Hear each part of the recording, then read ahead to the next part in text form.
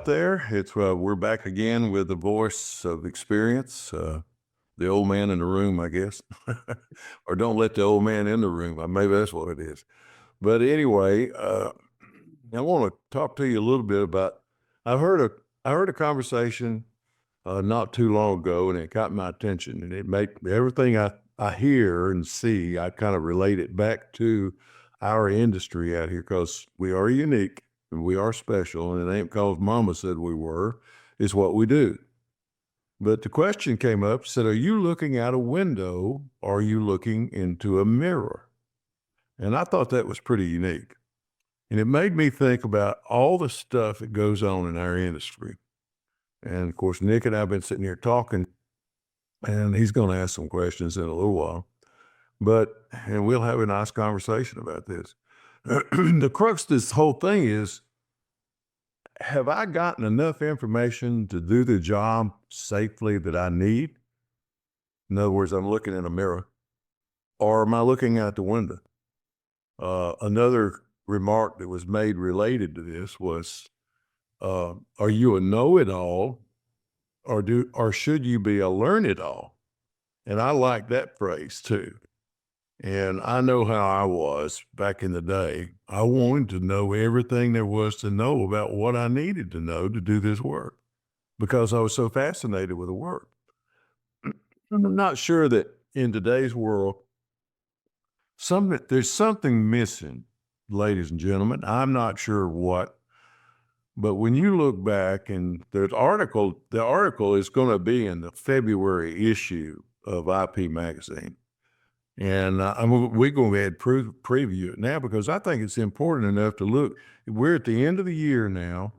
We're looking at, 25 or more fatalities. Maybe I've heard as many as 30. I have not been keeping up with it. I have actually investigated several this year and some serious accidents, but they're all related to the same issue. It's almost as if, well, I'm looking in that mirror. I've arrived, and I don't think I need to do any more, but yet I'm not doing what I'm supposed to do, and winds up being a horrible accident or a fatality. And I don't understand it. I really don't understand it.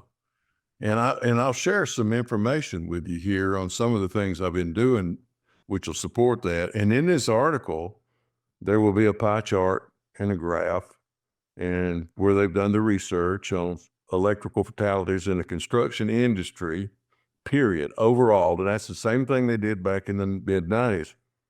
And as a result of that investigation and research, they found out that, the leading cause of electrical fatalities in the electric utility industry was contacts, flashes, which to me, we're supposed to be trained as much as we need to be trained to do the work safely, but yet we had the highest number of accidents and fatalities.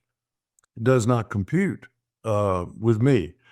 I have trouble understanding that. And maybe I'm just a simple person. I don't know. But, when the same things keep occurring over and over, when I'm asked to investigate accidents and somebody don't have the rubber gloves on, or they take one rubber glove off and it turns out to be a fatality, or they don't have any cover.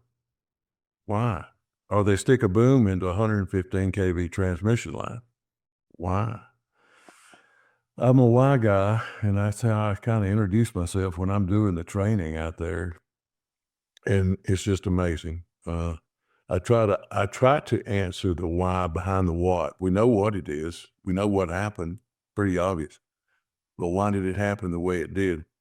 Well, this graph I'm looking at right now was 2011 up to 22. So it's a couple of years old, coming up. All these numbers usually are lacking.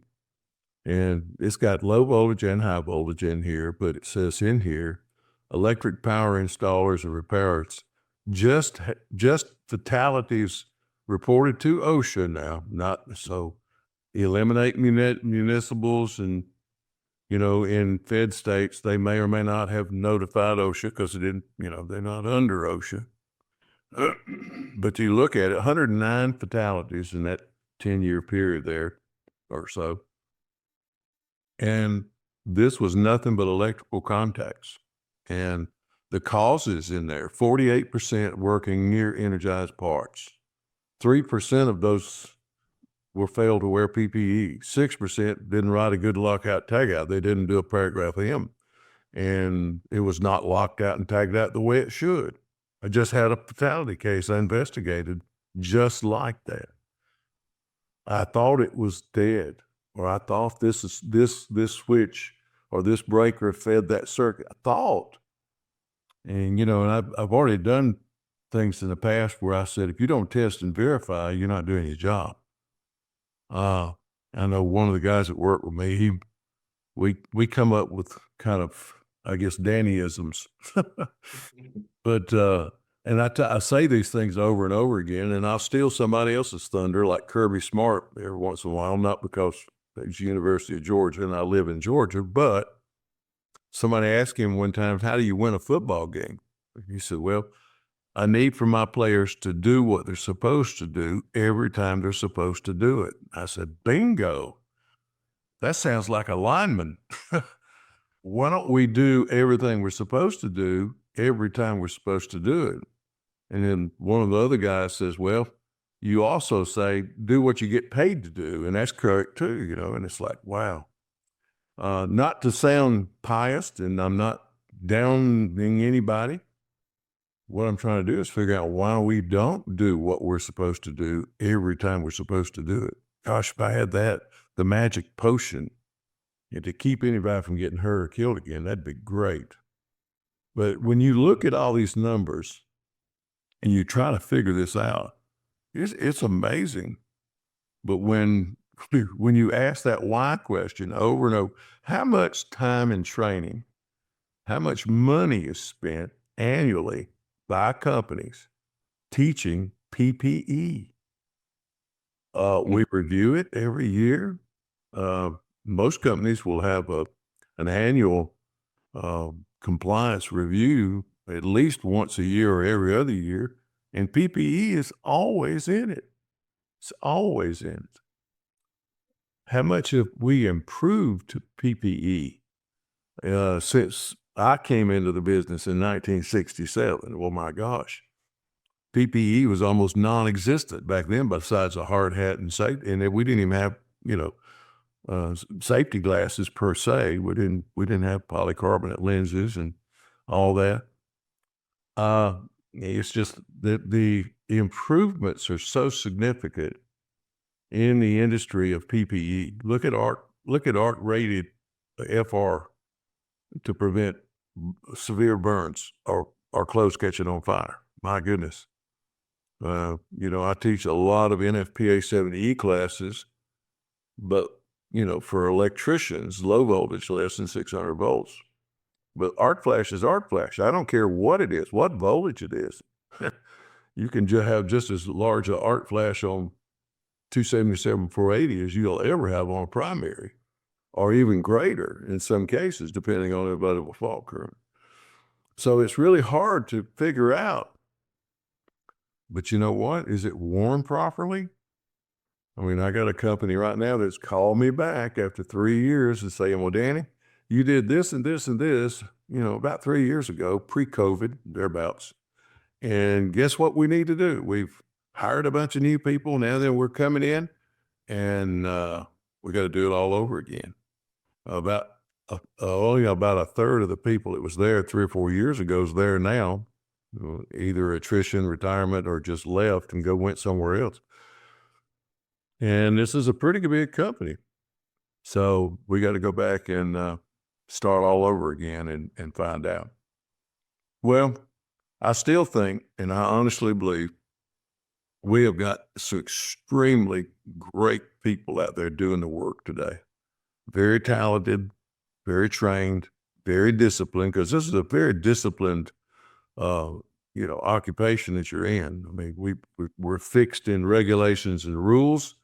All the research has been done on identifying hazards and everything. We know what's out there most of the time.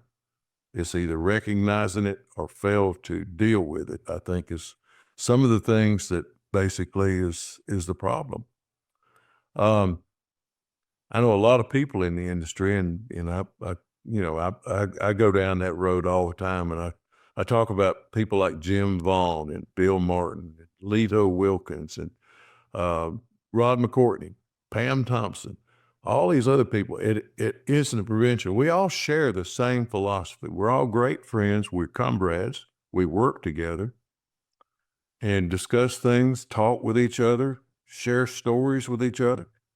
It's just amazing uh, that we all of us are dealing with the same things. It's just in different areas, and it's just hard to believe that there's that much going on out there in a negative sense, that we got to have that many people, across the United States, and I'm sure there's many more. And I'm just talking some of the ones that I know. It's just I don't know. I struggle with it all the time, and I keep thinking one of these days I'm just gonna throw up my hands and walk out the door and turn the lights off and say, "Bye, y'all." I I think I'm through. It's very frustrating. It's very difficult to believe that, I'm sure we've all made a difference in the industry. I'd like to think we have, and probably prevented a lot of things from happening, but yet things are still happening. And that's the part right there. Um, Yeah, that's kinda something I was thinking, as you were talking, looking at the numbers, and that's kinda something I had learned, early on, was just the numbers aren't changing, the fatalities, and from year to year. And yet you're right, there is a mass amount of money spent on um, training, on PPE.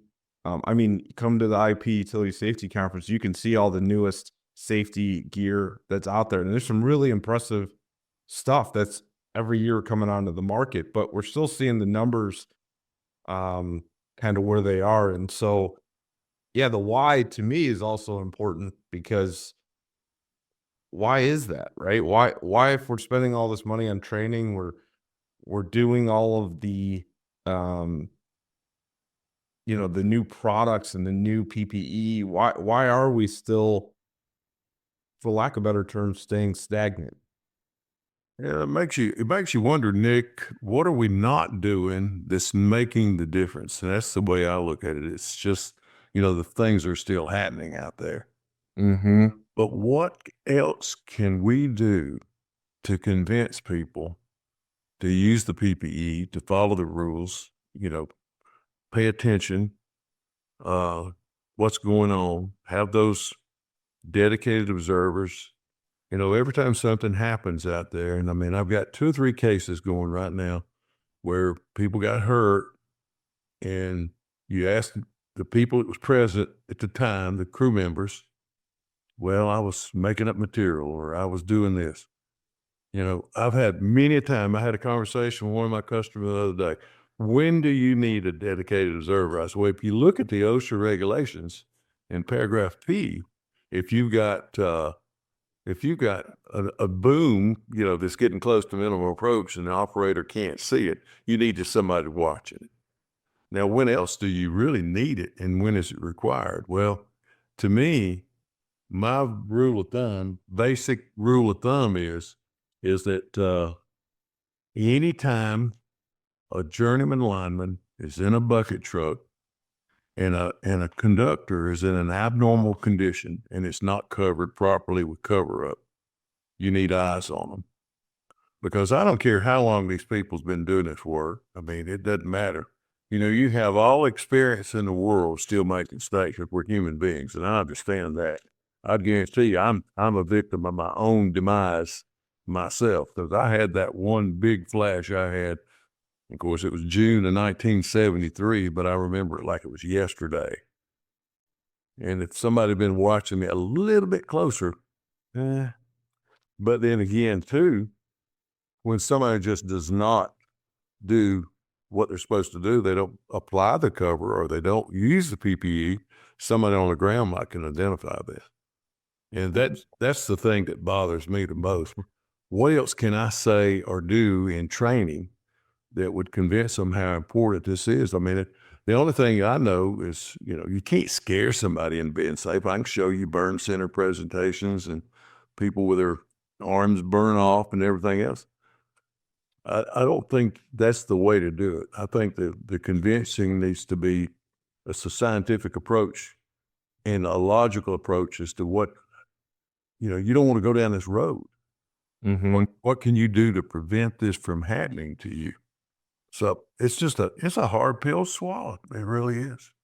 Yeah, yeah, I can totally understand that. And, something I thought about just hearing from, different speakers at the conference and different presentations, how much do you think, you've done a lot of these investigations, you've talked to a lot of people, trying to find out the why, how much do you think a role is played with culture and senior management or senior crew leaders, um, in causing this, behavior?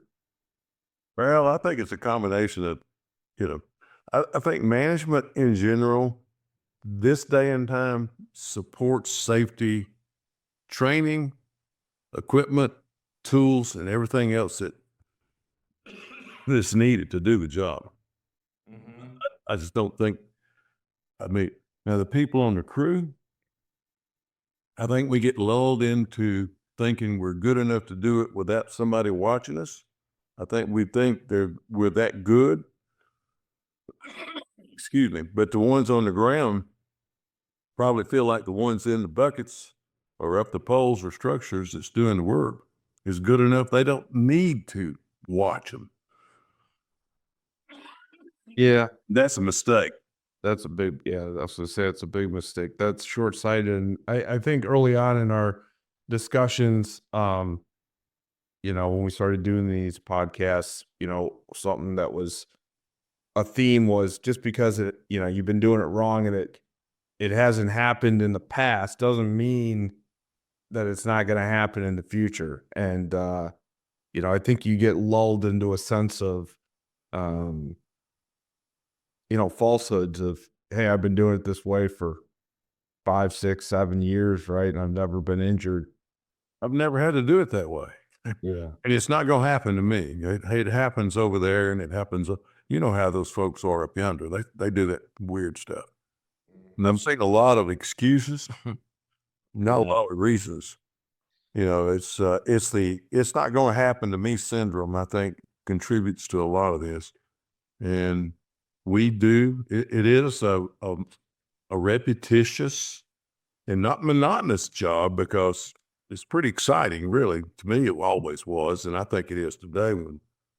But I see people on social media pages doing things they shouldn't be doing. Yep. I'm not sure how much influences that has on the rest of the industry, but my concern is more for the folks that's coming into the industry today that Right. realize the real true hazards and dangers associated with what they're doing. And it's like I've said in many conferences and classes that I've taught. Forbes magazine says we're the seventh most dangerous occupation in the world, and no, we're not. We're the seventh most hazardous. It really becomes dangerous when we don't do, as Kirby Smart said, do what we're supposed to do every time we're supposed to do it. That's when the mistakes are made. Yeah. Yeah. And something you said, but made me think of this question, the social media portion of it. You know, what changes do you believe are necessary to shift the industry away from the normalization of unsafe practices? And I'll add a caveat to that, which is, I've seen these videos. I've shared some of these videos to you that I've seen, and I've seen really good comments. I know Jim Bond goes and actually comments on these videos. Hey, you're not doing this, and tries to inform, but I worry that it amplifies an unsafe kind of practice or behavior and kind of glorifies it a little bit. Oh yeah. Well, and I know Jim and I both, we watch social media. it kind of gives me inspiration as to write articles and do all kinds of things, Mm-hmm. and kind of tailor the training that I present to kind of cover some of the mistakes I see being made, which then, like you say, I think they've been normalized now through repetition and like social media, people watching one another. Well, Mm-hmm. you could, I can do it. I don't need to do that. I don't need to cover that. But you don't need to ground this. I can just do this. I mean, what the changes that's needed is a discipline, and that is to teach the importance of the rules and the safety, the PPE, the management, the dedicated observer. Put yourself in that position to where you think, well, if that was me, what would I be doing right now, or compared to what I see? Yeah. I mean, Yeah.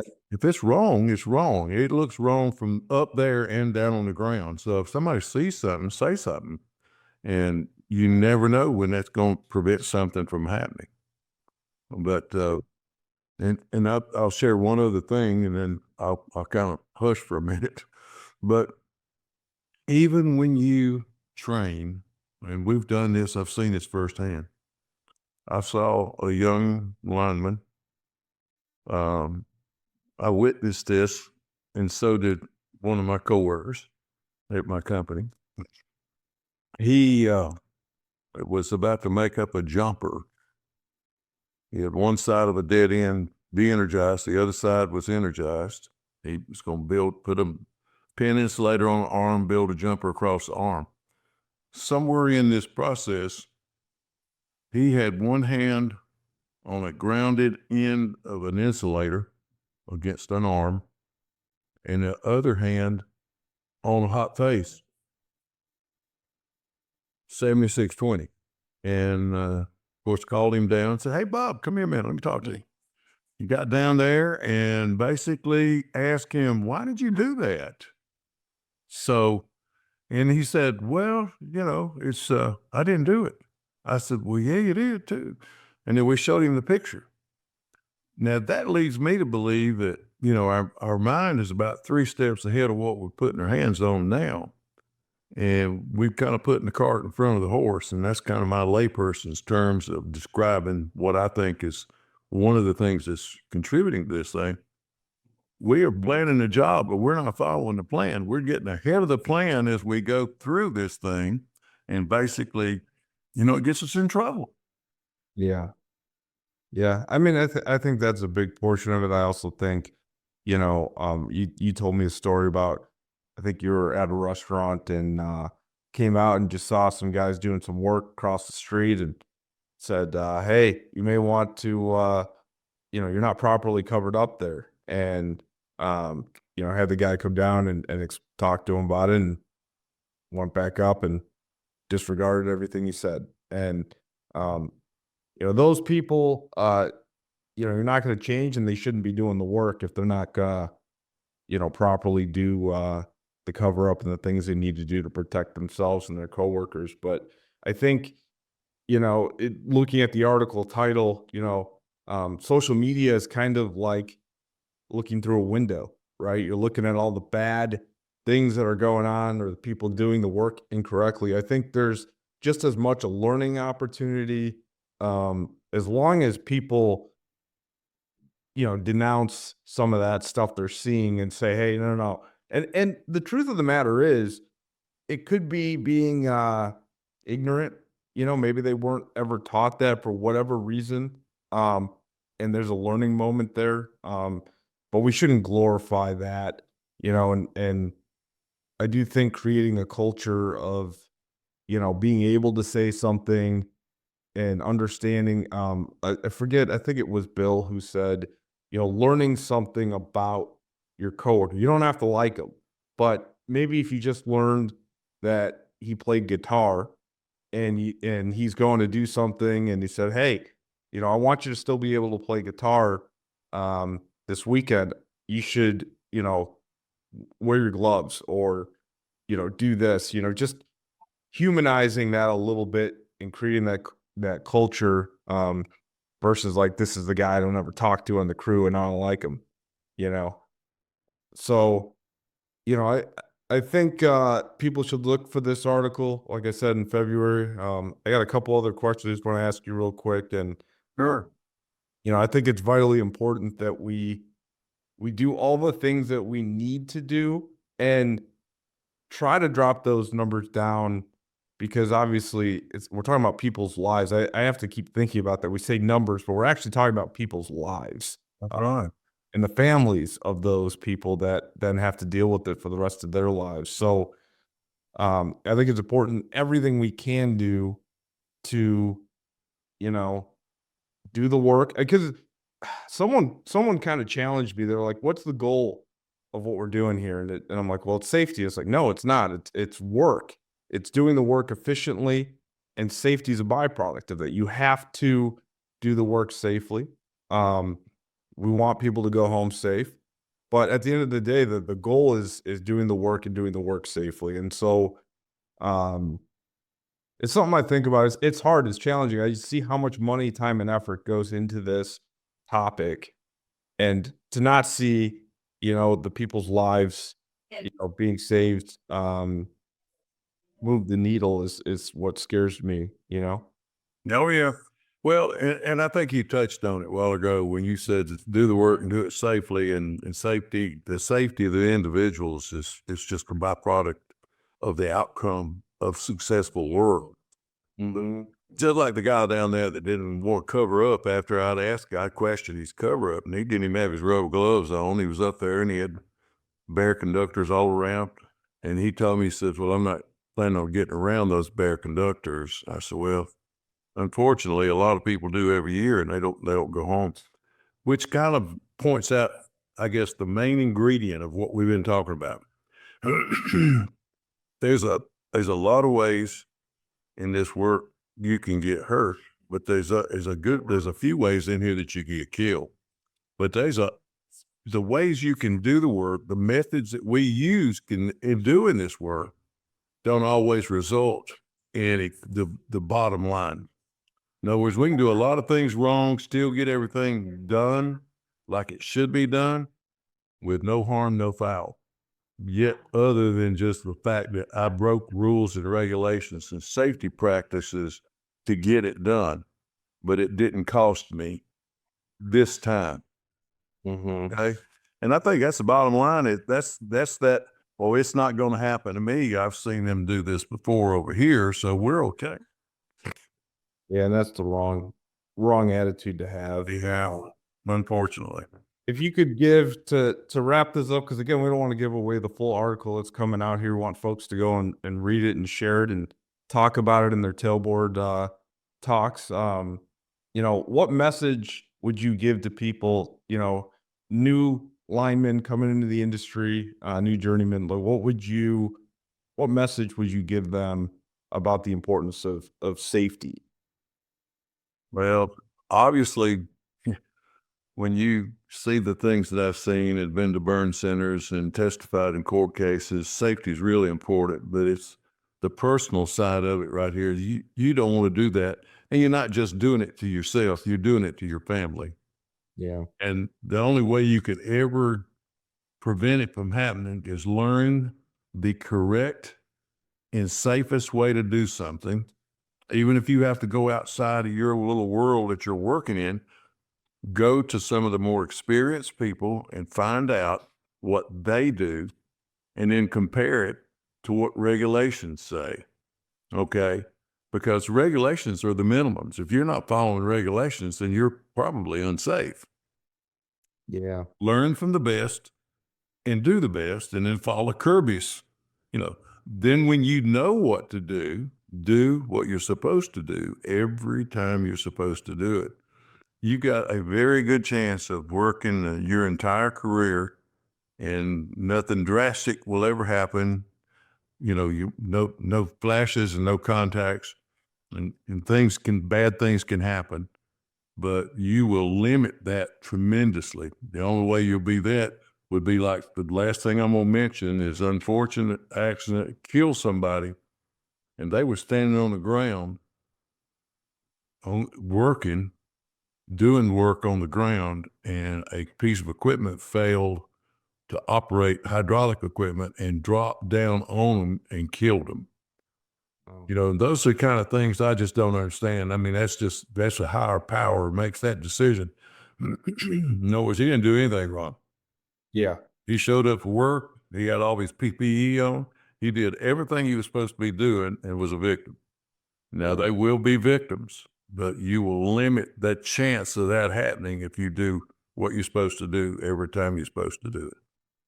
Yeah, the message I would have to close this out in regards to safety and folks coming in is we did a interview with a gentleman named Zach Spicer, and he talks about an incident he had where, he could have died, but it was a real bad arc flash, and you know, he lost his vision. He was at the hospital, and the only thing he could think of when his wife came and brought their daughter was, he's like, I kept thinking she will always look the same as when I left this morning. She'll never age in my mind. I'll never see her grow up to be, a young woman as she progresses in life, and she will always stay that way in my mind because I'll never see that.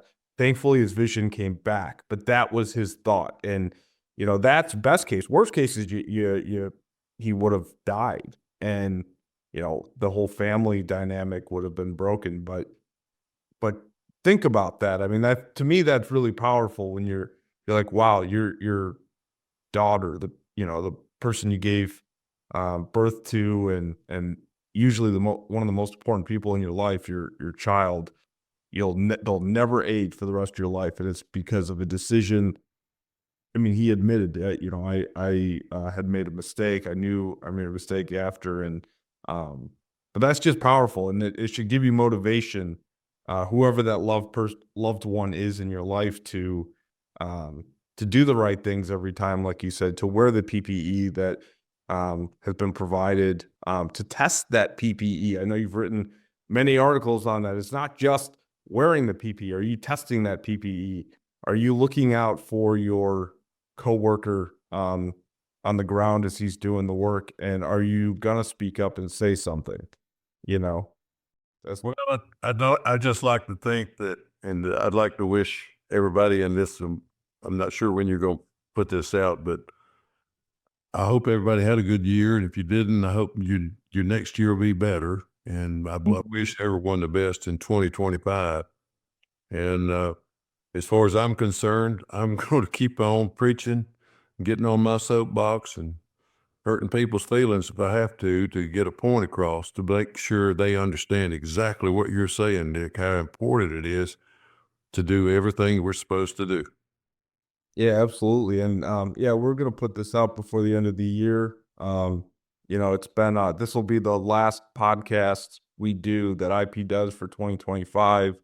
And we want to wish you happy holidays, Merry Christmas, and stay safe out there. And everything that we do here is to try to convey and help the industry. I know Danny does it every day, and we try to do that through our conference and our IP magazine. So encourage you to have a great year. And like Danny said, we're here. And Danny's, I want to point out, his emails in the description. If you'd like to reach out to him, he is a wealth of knowledge. He is always willing to share and help. That's why he does this. Thank you very much, Nick. It's good talking with you and good doing the podcast today. Everybody take care, and we'll speak to you next time. Anchored in safety. The IP Utility Safety Conference is setting sail to Charleston, South Carolina, from April 29th to May 1st, 2025.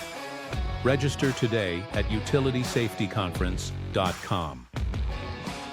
The views, information, and opinions expressed during this podcast are solely those of the individuals involved and do not necessarily represent those of Utility Business Media and its employees. It is strongly recommended that you discuss any actions or policy changes with your company management prior to implementation.